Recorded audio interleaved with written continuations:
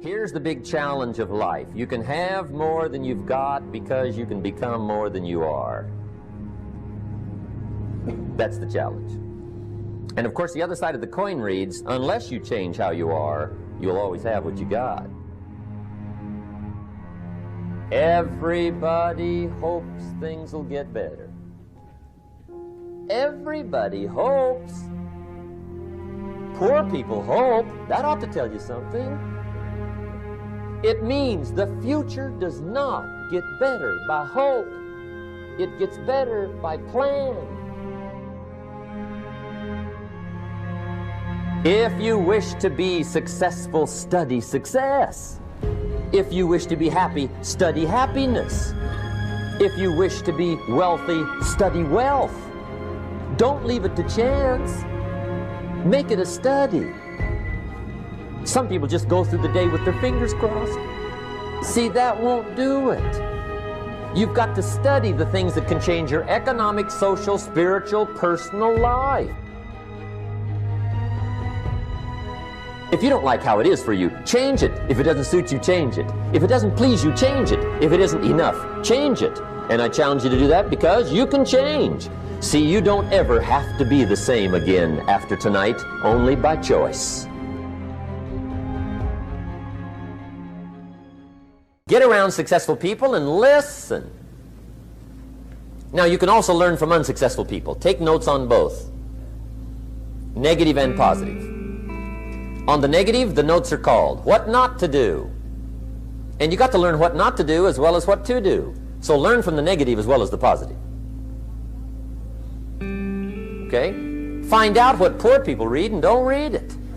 Right? That's good information. Learn from the negative. But now you can also learn from the positive. Get around successful people. Listen to what they say. Listen to how they say it. It's important. We've all got about 16 waking hours. Practice listening those 16 hours. And I say practice listening because listening isn't easy. I found out it's easier to talk than it is to listen. But if you will practice listening the 16 hours you're awake, sure enough, from surprising sources comes great ideas. In sales training we teach, if you want to learn sales, listen to the kids. Kids have got to be the master salespeople of all time. They have no equal. Father tells his young son, no, you cannot have an ice cream cone. 30 minutes later, he's licking on one. That'd be 30 minutes worth listening to. They got moves you wouldn't believe. Persistence runs deep like the ocean. And the kids never took a class on how to overcome objection. They already know how. They don't need classes. You tell kids no. That goes right on by. They give you 3 good reasons. You say no. It goes right on by. They give you 3 more. They're masters. So listen and learn. Now here's some of the best advice I've got for the whole evening. It won't get any better than this. This is it. Poor people ought to take rich people out to dinner and listen. That's some of the best I got. If a guy's not doing well, one of the first things he ought to do is find a guy that is doing well and offer to buy him his dinner. Spend $50, $60, $80, $100. Go for the full 9 course. Start him on the juices and hors d'oeuvres.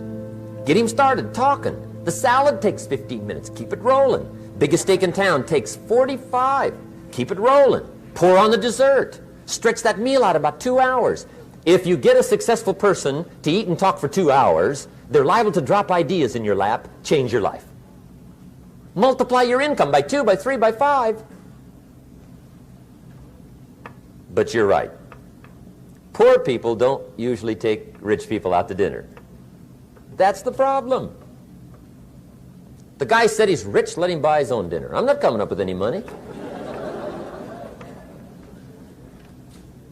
And he says, besides, you work where I work. By the time you struggle home, it's late.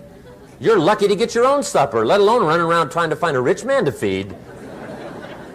And the guy's behind on his house payment. Good worker, hard worker, sincere. But you got to be better than sincere. Work hard. You wind up broke. You got to be better than a good worker. You got to be a good listener. And remember, what you read and what you hear, put the good stuff in your journal.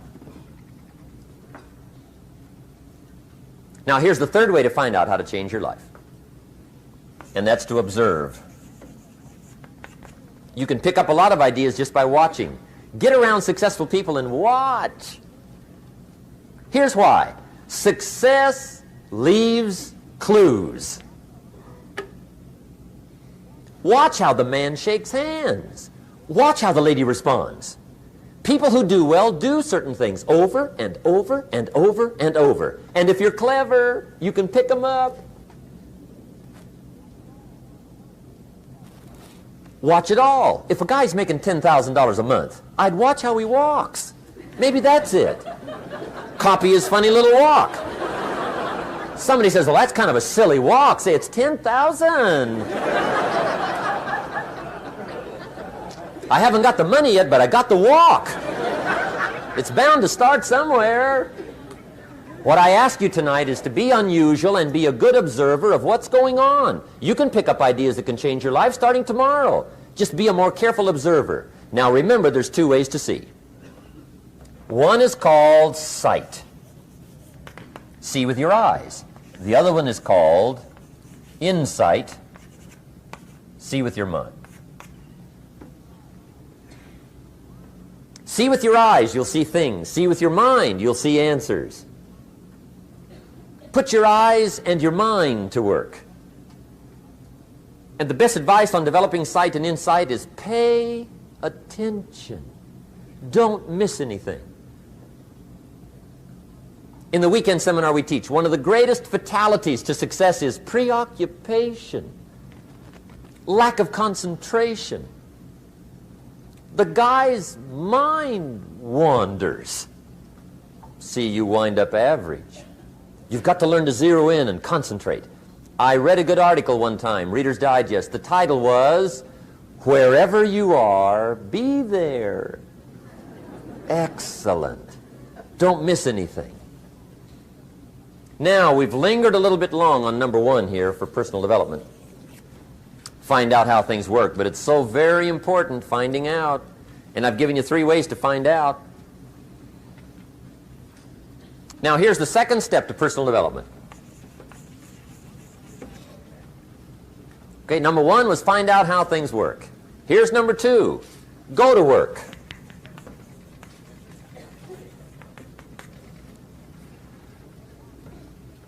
You must now take action on what you found out.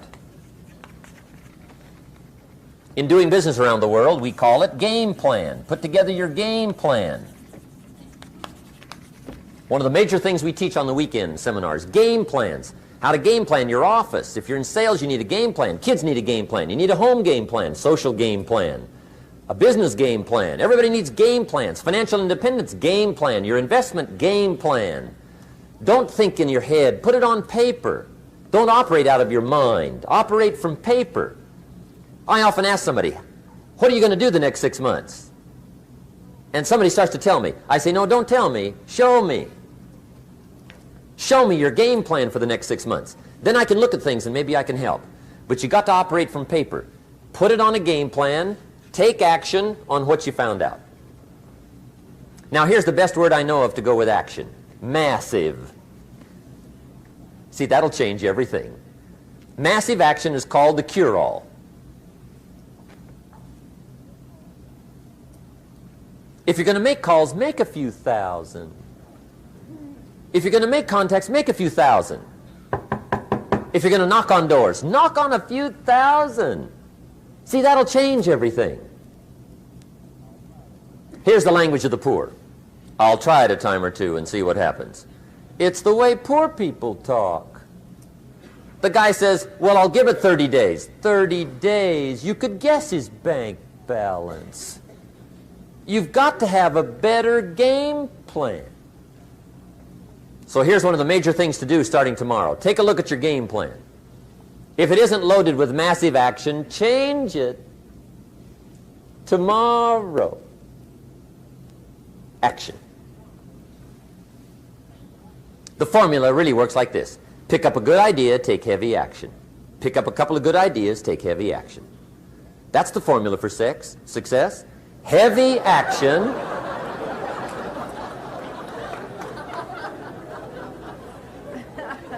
It's a good thing we can edit all this, right? The formula for success: take heavy action on a good idea. Right? That's the ratio. Now here's the key. Don't wait till you've learned 2,000 or 3,000 things. Because that way you'll use up all the time. And you could wind up smart and broke. And hey, it's okay to be dumb and broke. But if a guy's smart and broke, that's pitiful. Don't let your learning lead to knowledge. You'll become a fool.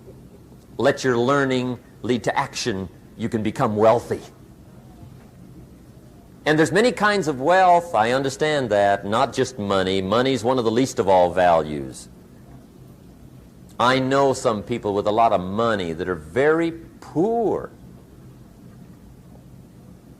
Evita sings, "As for fortune and as for fame, they are illusions. They're not the solutions they promise to be." So there's all kinds of wealth, but to get a big share coming your way, you've got to have a heavy action game plan. Now here's the third step to personal development, and we'll wrap up personal development. Step number 3. It's just a little caution, and all through life we need little cautions. This one simply says, don't try to beat the system. Find out how it works, work it, but don't try to beat it. Some people learn just enough to start slicing it, shading it, thinning it, cutting corners, and looking for cheap answers. See, don't fall for that. You'll wind up with a cheap life. Find out how it works best and do it that way. Even though it seems to take a little longer, do it right. Don't compromise with right. Now, under this step, here's another key. Be a quick learner. Don't let it take long to teach you. Learn quick. Don't run at the wall too many times.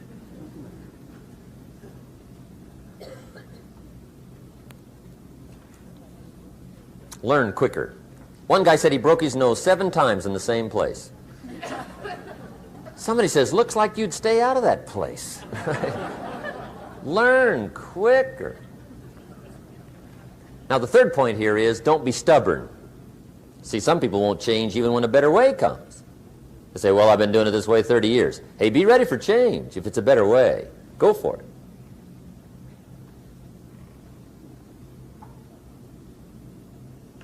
But don't try to beat it. Or you'll be like the guy that went to Las Vegas. He didn't have much money, so he didn't want to risk his money gambling. But he gets to Las Vegas and the jackpot bells are ringing, the money's flowing, the lights are flashing, and he can't help himself. He's got to gamble. But instead of gambling with his cash, he decides to play the mental gambling game. And the brilliant scheme he worked out goes like this. He'd pick a number like number 3. Mentally, he would bet a certain amount of money on the number. And whether it won or lost, he would jot down that amount in his little pad. I would have won $5 if I'd have made that bet, just to keep track of it, win or lose. That way, come midnight, he can calculate how he's doing, win or loser, how much, only not his money. Keep his money. Just play this mental gambling game. So here he is around the gambling table, everybody else shelling out their hard-earned cash. He's got this brilliant scheme. Instead of betting with his money, he's betting with his mind, and he lost his mind.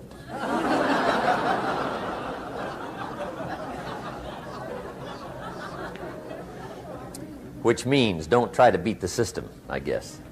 Okay, we have covered personal development. By the way, it's the longest subject, so take heart. The rest of them are a lot shorter.